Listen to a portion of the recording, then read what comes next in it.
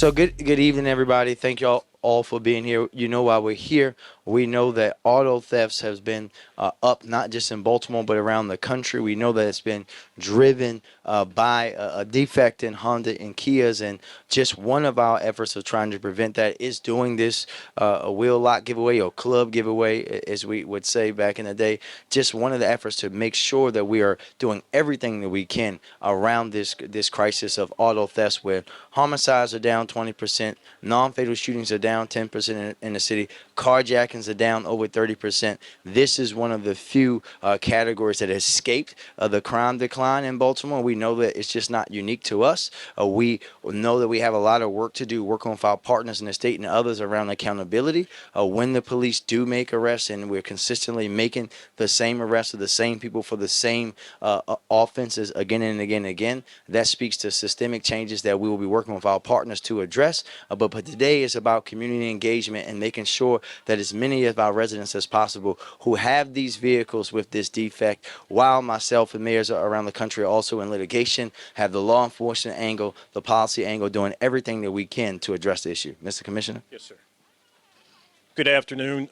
Basically, with the Hyundais and Kias, you're able to steal the vehicle with a USB port.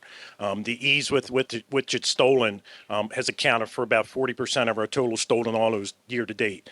Our stolen autos in the city are up over 200%. We've had over 6,000 vehicles stolen this year, as opposed to just under 300 last year. The first thing that we have to do is start holding the Hyundai and Kia manufacturers responsible, and the first part of that is through a lawsuit that was filed. But also, we have to hold the individuals who are stealing the vehicles accountable. There's over 250 adult arrests, over 140 juvenile arrests for stolen autos throughout the year. The Hyundai and Kia has also given us 2,700 clubs to give out. Almost 300 of those will be given out today. We've given those out for the last several months. We're going to continue to do that. There are at least 10 adults that we've arrested multiple times and 7 juveniles that we've arrested multiple times for stolen autos. Since the summer, we've recovered over 160 stolen vehicles that were Hyundais or Kias. And then some of the things that we just need you to take a look at, and just be aware, if you don't have a club, use some other type of anti-theft device. Lock your doors. Do not leave your keys in the car. Do not leave a spare key in the car. Park in well-lit areas. And never leave the car running unattended. That's an easy way for them to steal the vehicle. Also, it could be a citation if you leave it running unattended and it is stolen. So please help us help you by not getting your vehicle stolen. If you don't have a club, please come out and get one. Our officers will continue to push forward and try to arrest as many individuals as we can, but we need your help. So thank you. Thank you very much. We also joined by Councilman Antonio Glover, the fabulous pastor of this church, and I'll just give them a moment to address anything real quickly if you want to, gentlemen. Just want to say, just to piggyback off what the mayor and the commissioner said, that we want to hold those manufacturers accountable, Kia and Hyundai, and also those individuals that are causing the havoc in our neighborhoods. We don't deserve it. We deserve to live in a neighborhood where our vehicles are stayed right here in our neighborhood. So again, keep doing what we're doing. Be proactive if you can, and make sure that you don't show any devices for anyone to even come into your vehicle, cords, whatever, hide everything. These kids, are just taking an opportunity. To them is just fun, but to us is a situation where as though is money costly. So again, do what we got to do to be proactive, and thank you to the mayor and the commissioner. Just wanted to say to our mayor and to our commissioner, thank you today, and on behalf of Greater Paradise Christian Center, for us hosting this effort. One of the things I want to challenge all of us, especially our seniors, just a month ago, 4 weeks ago, one of my seniors who's 75 years old stays right here on the corner up here in the senior complex. The church assisted in helping her get the car, and her car was stolen. And so today, if this would have happened just 4 weeks ago, we could have been able to help her. So I want to encourage all the seniors, make sure you get out here today and get your club. Thank you again, Mr. Mayor. Questions? Keith? No, not Keith. Go ahead, Keith. Mr. Mayor, you covered the giveaway pretty well. This is regarding the issue of the workman Day shooting investigation. Can you better define the role of the FBI, better define the role that the FBI and ATF are playing in this investigation? And why has it been so difficult to identify those responsible for the homicides and assaults that night?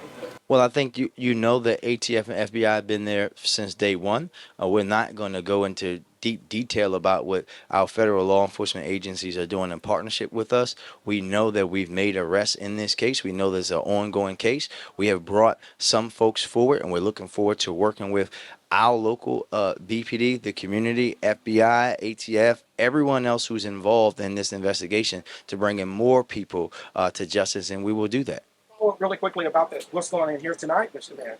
This is the final meeting for the community. What makes you confident, and you've answered it before, but this is the final meeting. What makes you so confident that you have sold your nominee to the people of Baltimore? What did he say? What are they hearing that makes him the one for your pick?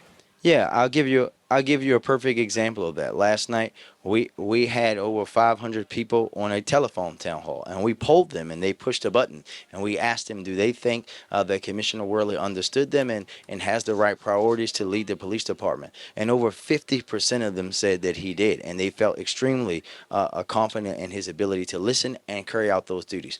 That's why, in addition to him being from Baltimore, understanding everything that was wrong with BPD and how we're doing the work now in a different way, and not to mention the add on top of it that, again, Keith, as you and I are talking, we have a 20% reduction in homicides, a 10% reduction in non-fatal shootings in Baltimore.